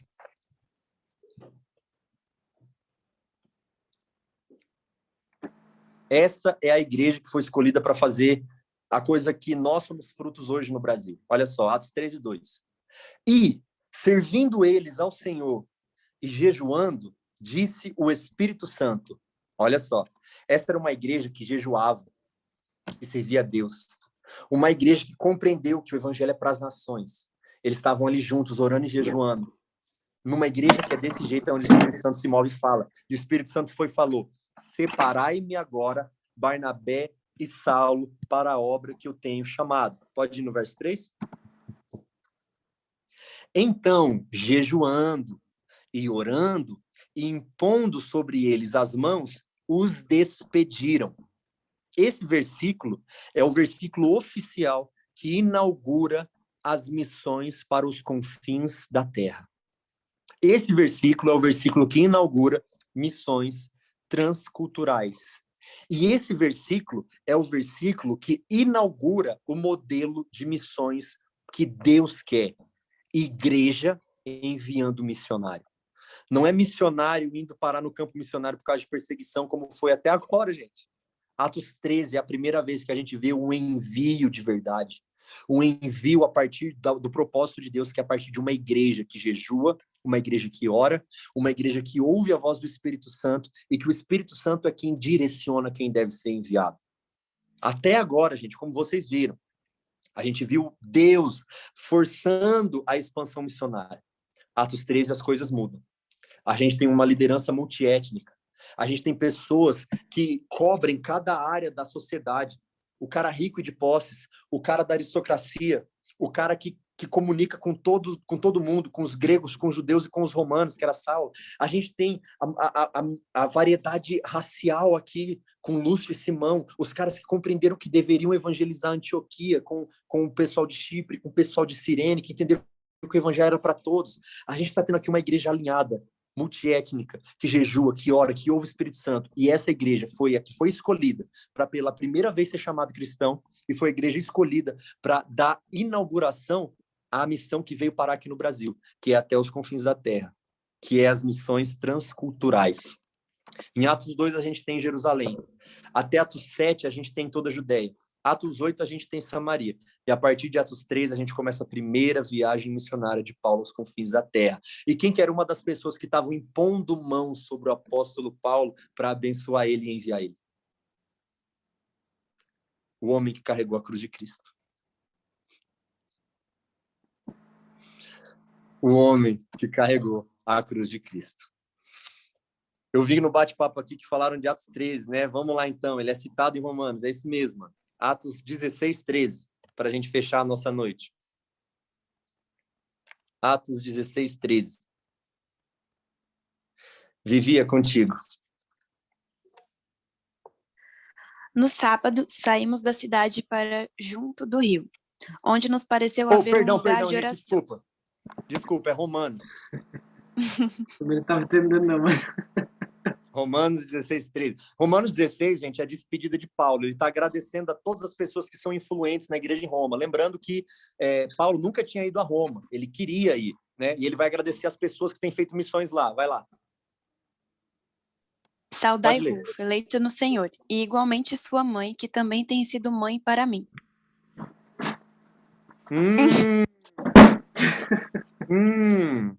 Que Rufo virou, meu gente? Que Rufo virou, meu povo? Rufo se tornou um missionário na igreja de Roma. Uma pessoa tão influente que Paulo, sem nunca ter ido a Roma, fez questão de louvá-lo em sua carta e agradecer pelo trabalho que ele tem feito para a igreja romana. Esse africano, filho de um tal Cirineu que carregou a cruz, viu seu pai dar a sua própria vida por Cristo ao carregar a cruz, sem saber se iria reencontrá-lo. Estou falando aqui de paternidade, estou falando de discipulado, estou falando de exemplo a gerações, estou falando de frutificação. Um encontro com Cristo no momento da cruz fez a vida de um homem ser transformada e transformar a vida da igreja no mundo até os dias de hoje. Um encontro por alguns minutos até chegar na Gólgota fez esse cara ser uma bomba para a geração do primeiro século. Um cara que carregou gente para Atos capítulo 2, onde o Espírito Santo desceu. Um cara que junto com seus filhos pregou o evangelho, discipulou seus filhos, fez os filhos crescer dentro desse ambiente missionário. Esse cara que quando foi disperso o pessoal por causa da perseguição de Estevão, ele foi para lá em Antioquia, ele viu que o povo só estava pregando para os judeus. Ele falou, não. Vem aqui estrangeiros, vem pessoas de Cirene, da minha região, vem pessoas de Chipre, nós vamos ter uma expedição missionária, a gente vai pregar para os gregos, porque o evangelho é tanto para judeu quanto para gentio. Ele começa a pregar, a evangelizar. Um avivamento ali acontece. Quem que está assistindo tudo isso acontecer? Rufo, Alexandre, os filhos dele olhando o pai missionário, olhando o pai fazendo, os filhos aprendendo, paternidade, discipulado, exemplo, frutos. E aí esse movimento ganha uma notoriedade tão grande que a igreja lá de Jerusalém fala, rapaz, mas o que está acontecendo, gente, lá em Antioquia? Barnabé, vai lá checar se isso é de Deus ou se é do diabo. Barnabé chega e fala, eu nunca vi nada igual. Eu estou estupefato. Tem judeus, tem gregos, tem gente adorando o verdadeiro Deus, tem africanos, tem pessoas de tudo que é lugar, gente. O que está acontecendo aqui? Eu preciso chamar alguém para me ajudar, para me interpretar melhor o que está acontecendo. Vou chamar um cara que entende do mundo inteiro. Vou lá em Tarsis. Aí ele chama Paulo. Chega Paulo, eles constituem uma igreja com uma liderança de 5 pessoas e ficam por um ano inteiro adorando, pregando a palavra de Deus, ganhando vidas para Jesus em Antioquia da Síria, até o momento que essas 5 lideranças, gente da África, gente rica, gente pobre, gente que tem influência no mundo cultural, gente que é da aristocracia, gente de todo canto, de todo jeito, porque essa é a cara da igreja. Eles oram, eles jejuam, o Espírito Santo manda enviar 2 deles. Perceba, o cara quer fazer missões, vamos enviar o carinha ali do cantinho que não quer estudar teologia. Não, eles enviaram, sabe quem? Os 2 melhores. Eles enviaram os 2 melhores, Barnabé e Saulo. Barnabé é o cara que fundou a igreja ali, porque foi ele enviado de Jerusalém, e Saulo, que era o cara que comunicava com todos os povos, e era o cara que mais tinha conhecimento bíblico ali, por ser um fariseu, um judeu de nascença. Os melhores devem ser enviados para as missões, gente. Vamos botar o pastor para fazer teologia e o missionário para ali ajudar o pobre. Os melhores precisam ser enviados para missões. Se fosse no conceito moderno, gente, Paulo e Barnabé jamais iriam sair da igreja de Antioquia, porque no conceito moderno é o conceito megalomaníaco, né, de igreja gigante, vamos ter 5.000 membros. Aí, se vocês quisessem isso, deixa lá Paulo, que tem visibilidade, deixa Barnabé, que é rico, para botar ar-condicionado e botar banco almofadado lá na igreja e eles terem uma super church. Não era isso. Pega os 2 melhores e manda eles para as nações, manda eles fazer missões. E quem que botou a mão na cabeça deles? Simão, o Níger, o Cirineu, um africano. A África foi a primeira nação a enviar missões para o mundo transcultural através de Simão Níger e dos outros líderes. E aí a vida de Simão Níger frutificou de tal maneira que o seu filho, não sei como, eu não tenho ideia como, não dá para a gente fazer mais nenhuma teoria, porque não tem mais nenhum texto bíblico para isso. Ele foi parar em Roma e ele fez o evangelho frutificar também em Roma, com o apóstolo Pedro e com os outros cristãos que estavam se movimentando lá. E ele foi uma pessoa tão influente que Paulo notou tanto o seu trabalho que agradeceu a ele e a sua mãe. Então, a esposa estava viva. E a sua mãe. Gente, para encerrar e fechar com chave de ouro. Tudo começou com uma vontade sincera, de um homem sincero, de fazer uma coisa boa para Deus. Ele não conhecia Jesus, mas ele conhecia a Deus Pai. Ele era um judeu, a nação escolhida no Antigo Testamento, da Antiga Aliança. Tudo começou com um cara querendo acertar, gente. Todo mundo que está aqui junto comigo está querendo acertar. Eu tenho certeza. Senão você não estaria aqui no meio de semana, 11h40 da noite, me escutando, se você não tivesse a fim de acertar em missões. Você não estaria aqui. Tudo começou com um cara querendo acertar. Ele criou expectativas, ele foi parar lá em Jerusalém por causa de um propósito. Só que nada acontece do jeito que a gente quer, gente. A gente tem que entender que quando a gente entra para o campo, é para fazer do jeito que Deus quer, não do jeito que a gente quer. É do jeito que Ele quer. Ele se aventurou no campo, viajou, chegou lá, não foi do jeito que ele queria. Foi muito melhor. Eu tenho certeza que na perspectiva dele, gente, na hora que ele estava carregando a cruz, eu tenho certeza que ele estava, no início pelo menos, frustrado, com raiva, com ódio. Por que eu vim parar na hora errada, no momento errado aqui? que eu estou fazendo aqui? Por que Deus? Por que o Senhor Elohim me permitiu estar aqui? Eu viajei tanto, estou com os meus filhos, por que eu estou perdendo ali a... Você está entendendo? A gente vive reclamando com Deus, gente, sem saber que Cristo está abraçando a gente, todo ensanguentado. A gente vive perguntando a Deus, por que, Deus, que eu estou frustrando o meu desejo, que eu planejei assim? O Senhor tinha me dito que era assim, eu tinha que viajar pelo menos uma vez na vida para Jerusalém, eu tinha uma palavra profética, era o que eu tinha que fazer, o Senhor mudou tudo, Deus, que isso? A gente reclamando com Deus e Ele abraçando a gente todo ensanguentado. Você está entendendo? É o que acontece. Só que aí, nesse encontro, não tem, gente, como a gente não tem um encontro com Jesus e não tem a vida transformada, um encontro verdadeiro. Um encontro verdadeiro. Todo mundo que tem um encontro com Jesus e se desvia nunca teve um encontro verdadeiro. Porque ele é irresistível. Ele é irresistível. A vida desse cara foi transformada. Mas sabe o que eu quero, para encerrar, pensar? Eu quero pensar em Rufo. E eu quero pensar no Alexandre. Provavelmente Rufo era o mais velho. Eu quero pensar em 2 crianças ou 2 adolescentes. Tenta entrar na imagem deles. Imagina você, criança, com seu pai e com sua mãe segurando a sua mão na Disney, com uma multidão de gente. Acontece um assalto, sei lá, pegam o seu pai e sequestram ele. O que você fazer? Chorar, espernear, fica louco. Você tá entendendo? Mas essa história marcou a vida de Rufo. A história que depois ele foi entender, de ver o seu próprio pai deixando aquilo que ele mais ama. Entenda isso. O pai que estava segurando a mão dos seus filhos, o pai soltou a mão, ele deixou a sua mão livre, ele tirou a mão daquilo que ele mais amava para agarrar uma cruz. E os filhos dele assistindo. Sabe o que isso me ensina? Renúncia. Renúncia. Quer ir para o campo? Renúncia. Quer servir a Deus? Renúncia. Quer abraçar a cruz? Então você vai precisar soltar todo o resto que você está segurando. E Simão não estava segurando dinheiro, igual é o que prende a maioria da gente. Ele não estava segurando dinheiro. Ele não estava segurando a faculdade dele. Ele não estava segurando a namorada dele. Ele estava segurando os 2 frutos do amor dele com a esposa dele. Ele estava segurando os seus 2 filhos. Eu não sou pai para saber o que é isso, gente. Um dia eu vou saber. Um dia nós vamos saber. Ele solta os seus filhos para abraçar a cruz.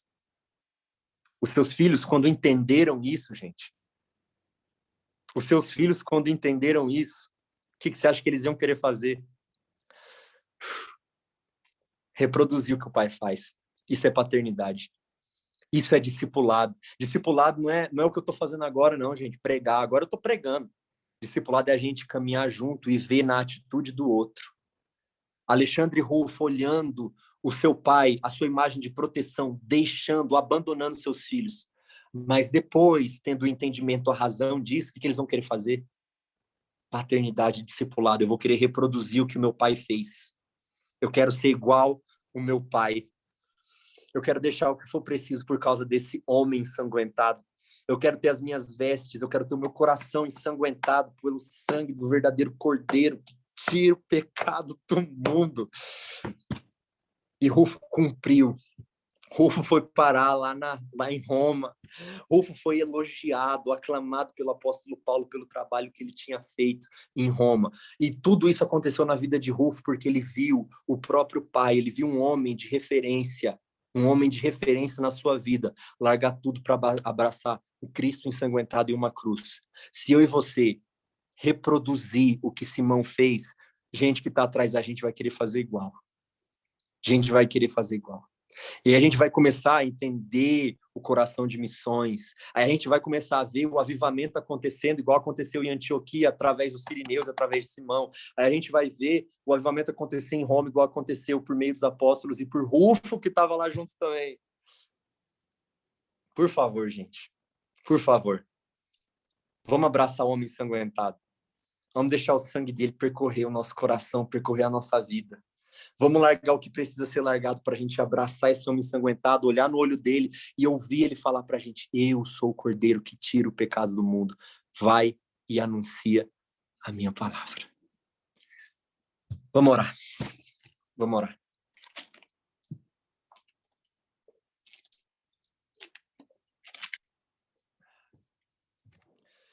Espírito Santo, obrigado pela tua palavra, meu amigo. Obrigado pelas missões na tua palavra. Obrigado pelas missões que incendeiam os nossos corações, Jesus. Obrigado por Simão Cirineu. Obrigado, Jesus, pelo que você fez. A gente só leu, Deus. Os evangelhos não falam mais nada dele. Só 3 versículos em cada um dos evangelhos, mais nada. Mas a gente ficou aqui quase 2 horas falando desse homem, entendendo o propósito que o Senhor tinha para a vida dele, para a vida do filho dele, dos filhos dele, e para a vida da igreja. Para a vida da igreja. Deus, o Senhor tem um propósito para a vida da igreja através do Thales, através da Vitória, através do Miguel, através do Alan, da Anister, da Cleide, através da Dani, através do Vaninho, através da Gleice, através da Grazi. O Senhor tem um plano para a igreja brasileira e a igreja do mundo, Deus, através da Risa, através do João Eduardo, através do Lucas Eduardo.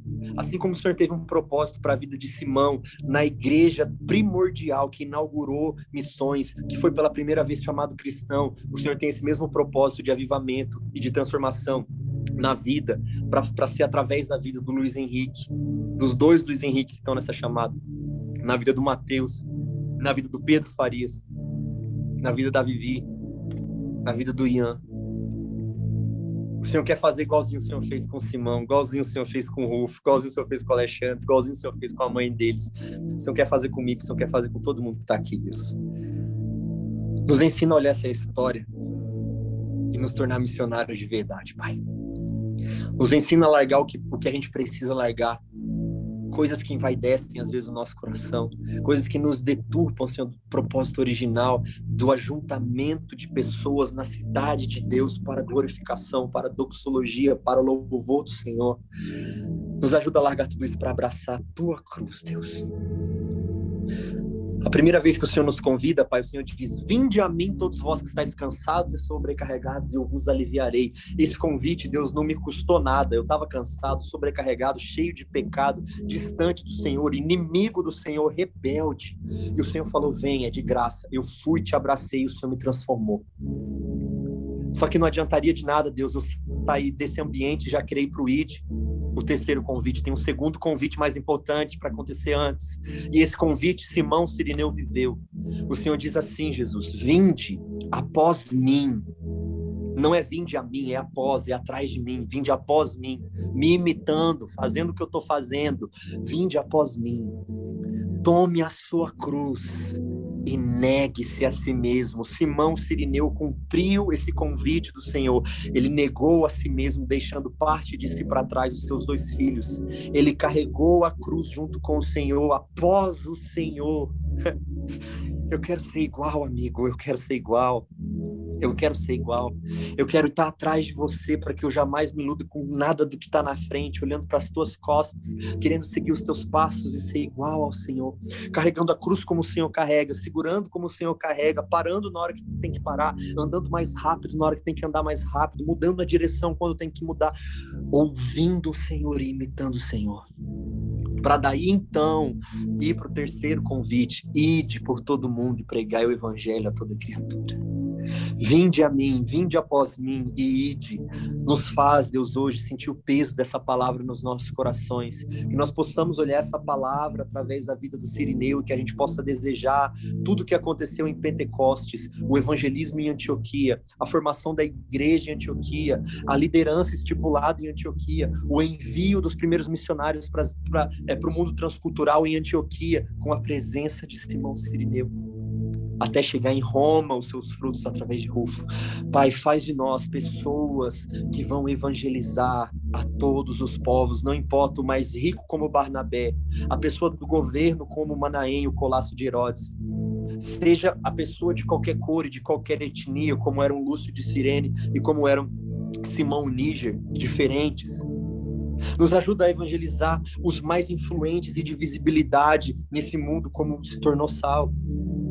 Senhor, nos faz alcançar todo o campo multiétnico desse mundo através do testemunho de que o Senhor é Rei. Nos faz viver o Evangelho em verdade, Senhor. Nos faz cumprir a tua palavra, nos faz ser uma extensão de Atos dos Apóstolos, Jesus. Com humildade nos nossos corações, nós clamamos a Ti, manifesta-te a nós e faz de nós missionários. Que o Senhor seja glorificado. Obrigado pela Tua santa palavra. Nós adoramos o Senhor pela Tua santa revelação, que é a palavra. E com o coração ardente nós vamos dormir hoje, desejosos de viver uma igreja tão pura e santa como foi a igreja de Antioquia da Síria, que tem pessoas de todos os tipos, tribos e nações. Uma igreja que ora e jejua e que envia missionários. Faz de nós essa igreja para a glória do Teu nome. Amém. Amém. Amém. Obrigado. Glória a Deus, meu Deus, eu não sei nem o que dizer. Família, de verdade, a melhor reunião que eu já participei na vida. De verdade mesmo. Eu já tinha ouvido um pouco dessa história, já tinha tido um panorama, mas na forma que foi, meu Deus, o que foi isso? Se quiser falar, pode abrir o microfone e falar também.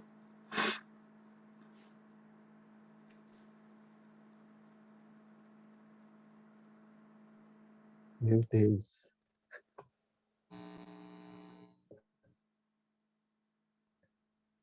Caraca, irmão. Pelo amor de Deus.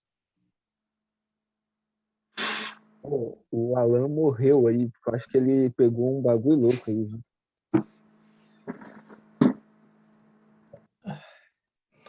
Mano, obrigado por isso, velho.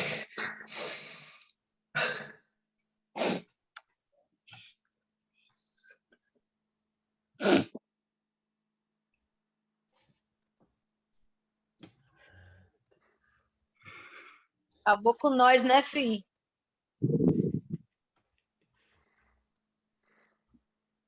Acabou com nós. Como sempre, né, Miguel?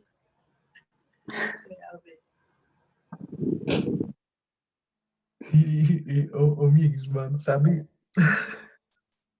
Deus falou muito comigo, em especial a questão dos filhos.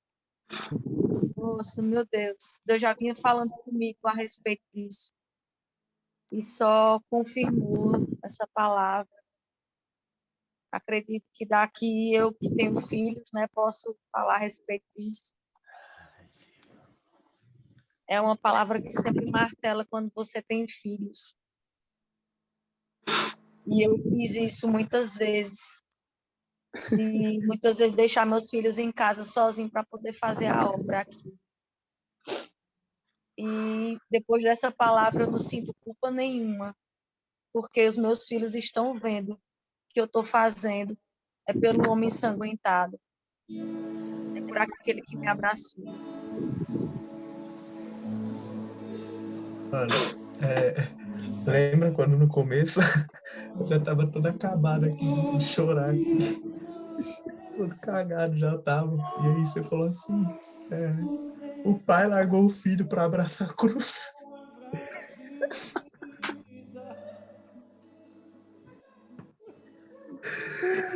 E eu acho que ali foi na hora que as vendas caíram dos olhos de Cirineu, quando ele viu o pai, o Elohim, e impediu ele de chegar no templo, abrindo mão do filho para abraçar a cruz.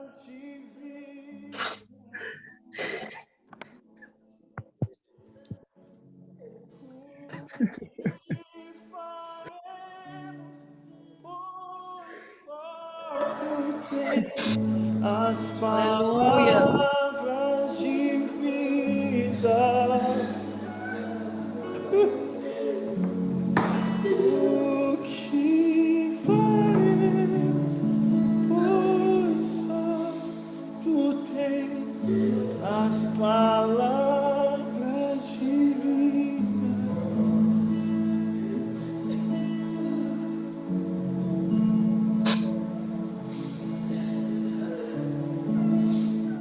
Família, se vocês quiserem sair, vocês podem sair. Enfim, se quiser ficar, fique à vontade.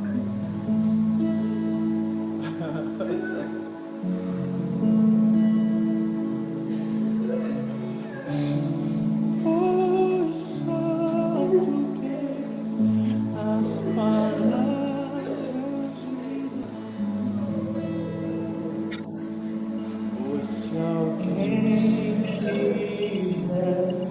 filha após mim, negue-se a si mesmo, negue-se a si mesmo, tome a cada dia sua cruz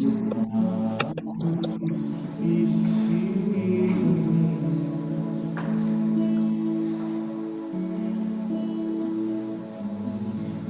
Se alguém quiser vir após mim, negue-se a si mesmo,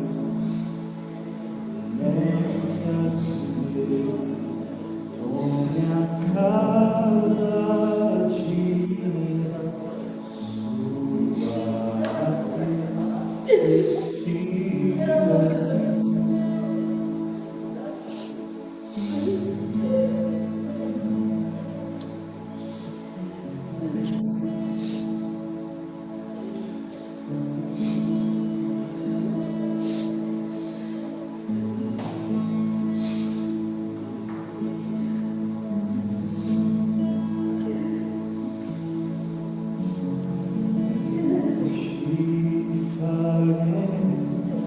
Pois só tu tens as palavras de vida.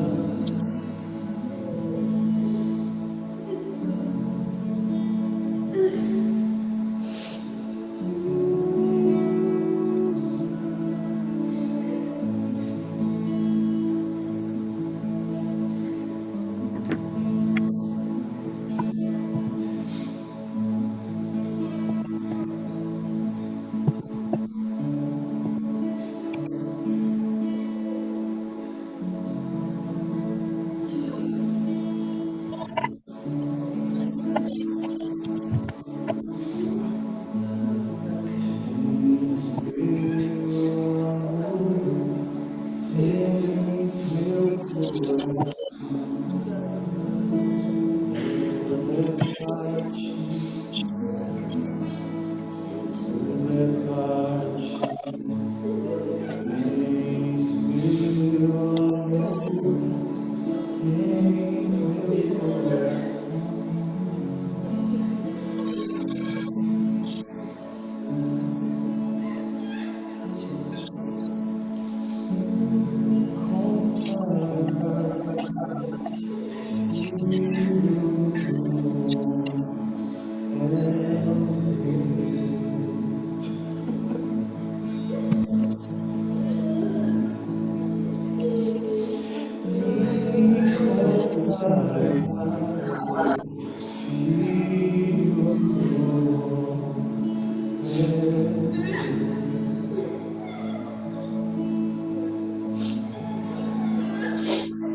Eu nunca mais serei o mesmo.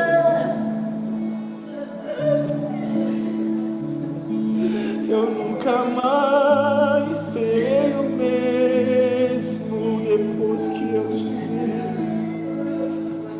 Eu nunca mais serei o mesmo. Eu nunca mais serei o mesmo.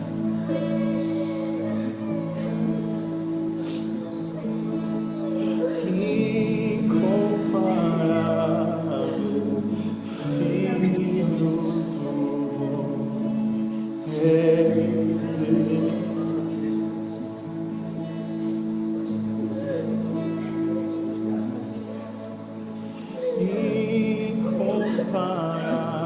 Incomparável Filho do és Deus.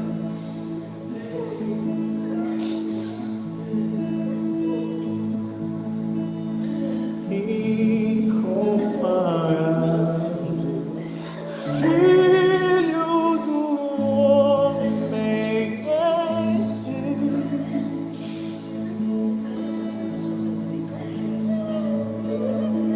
Eu nunca mais serei o mesmo.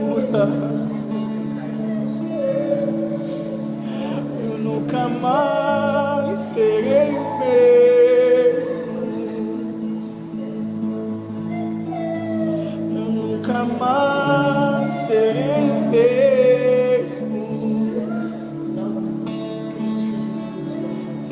nunca mais serei o mesmo.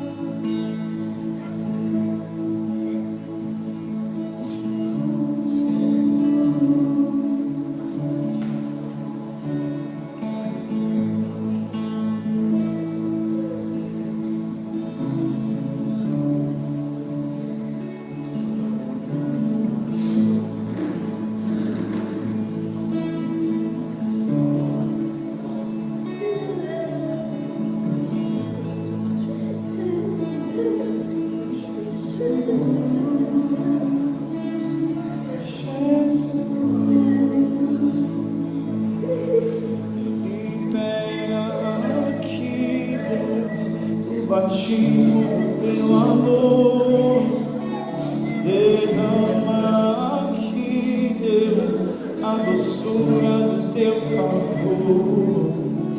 Libera aqui, Deus, o batismo do seu amor, derrama aqui, Deus, a doçura do teu favor.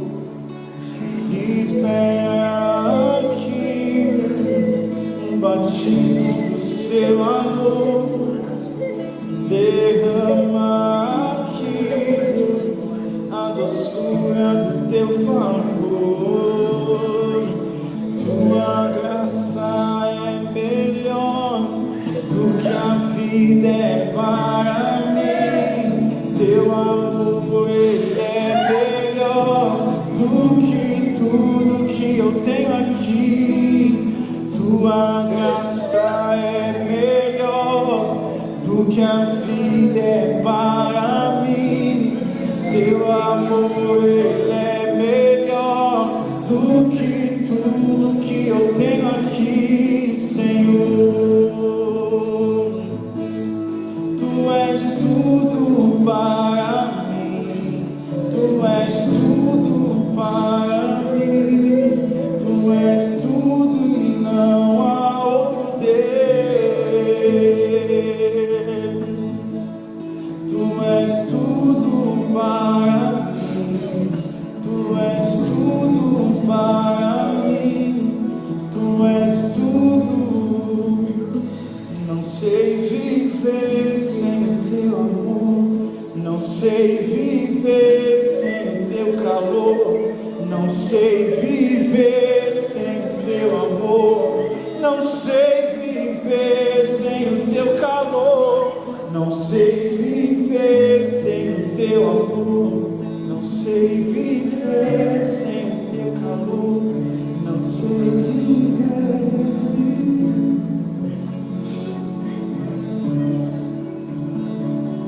Não sei viver sem teu amor.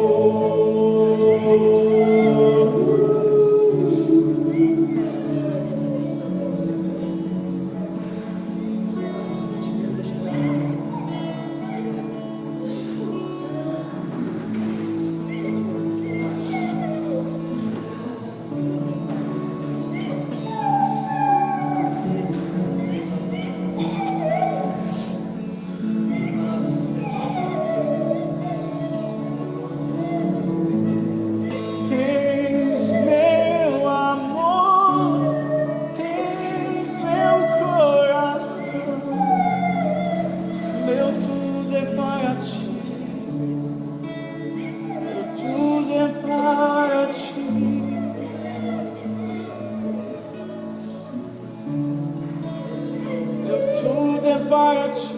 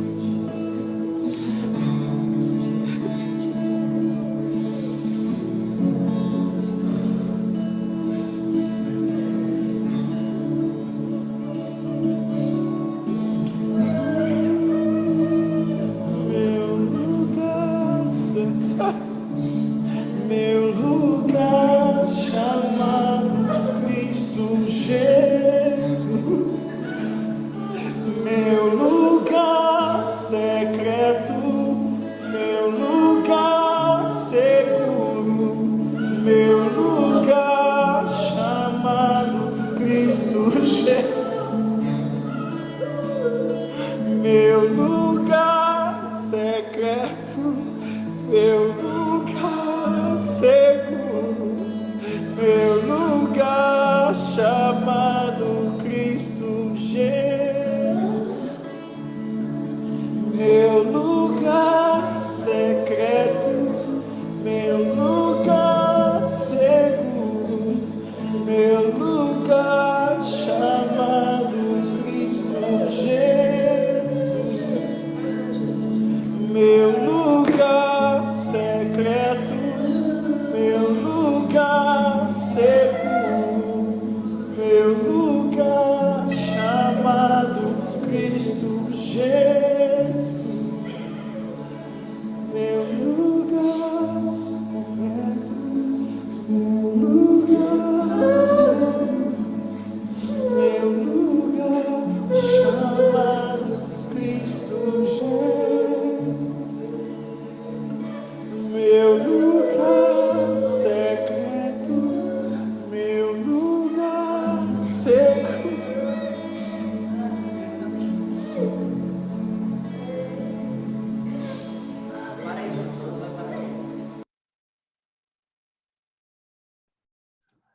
Você tá doido. Você tá doido. Obrigado, Jesus. Obrigado, Jesus. Obrigado. Pode ficar à vontade, Mateusão. Se quiser. Obrigado, gente. Véi, boa noite pra vocês, valeu a vocês demais. Obrigado por isso, de verdade, velho. Amém, família. Amém. Louco, véi. De verdade, eu Beijo. não imaginava que... Como se diz o Miguel, ia ser só 30 minutos, né? Foi 2 horas. Agora eu tô em Goiânia de novo, né? Pra gente viver isso pertinho. Mateusão, fica à vontade, irmão. Você tá ótimo. Gente, boa noite. Amo vocês. Família, eu amo demais vocês. Se vocês quiserem continuar aí, pode continuar. Mas quem tiver de ir, pode ir. Amo demais vocês. Nossa, que loucura, cara. Tipo assim, ainda bem que tá gravando isso daqui, de verdade. Eu quero voltar a rever esse negócio, anotar, escrever todos os versículos. Você tá doido. Miguelzão, obrigado, mano, de verdade por ter feito parte desse negócio. Obrigado por ter compartilhado isso no nosso coração. Oh, aleluia. Profunda. Começou com Ney, terminou com Sirene Day. Simon Day. O dia começou com Ney Day. Pedi foi O dia nada. do Neymar. Ah, Desculpa, gente. Eu Poxa, te Lanzão. Poxa, Lanzão. Enfim, eu vou mandar o link lá no grupo. Depois. E família, a gente tá lendo todos os dias, tá? Todos os dias, 10 horas, nós começamos, porque tarde o pleno avivamento. É um livro que tem nos marcado bastante. E assim, se alguém sabe alguma forma de salvar esse negócio aqui, que eu não faço a mínima ideia, que ainda tá gravando. Você clica no parar, daí você tá pelo computador ou pelo celular? Computador. Tem pausar a gravação e interromper a gravação. Aí você pode parar a gravação para sempre. Interromper a gravação, então. Isso, aí quando você fechar o Zoom, ele vai abrir uma janela salvando. Amém. Aí Em nome de Jesus. Em nome de Jesus. Você não toca nessa janela, em nome de Jesus. Você sai de perto, assim, até ela salvar tudo. Aí você vai lá na pastinha lá do Zoom, aí vai ter gravações, aí vai ter o áudio. Tem um Vingadores Ultimato para salvar aqui. Não pode perder, não, uma preciosidade dessa, não. Misericórdia, sangue de Cristo. Todo mundo orando agora. Todo mundo levanta sangue do Cordeiro, vai. Ô, Thales, eu fiquei sabendo que se você perder essa gravação, você perde a salvação também. É bem provável. Bem provável, irmão. Bem provável. Deu certo, mano. Não, eu tenho que desligar o Zoom, então só quando desligar que não vai saber. Beijo, gente. Jesus da glória, vamos fazer uma oração. Interromper a Eu gravação. gravei Ô, umas coisas Thales, aqui. tem o grupo aí depois você me coloca lá. Tá bom, eu vou te colocar lá. Tem um grupo, no caso, da leitura, se você quiser fazer parte. É esse que você falou, da leitura? Também. Isso, é porque eu ia mandar no Ah, grupo tá. do Mission. Da galera Tá do bom. Mission. Tá, combinado. Me põe lá. Mas Beleza. é nóis, família. Amo vocês. Tchau, gente. Obrigado, Thales, por ter chamado. Foi ótimo. Obrigada. Amém. Jesus é bom. Tchau, tchau. Boa noite, Tchau, pessoal. família. Beijo. Tchau, família. Tchau, Vivi. Galera, torcemos.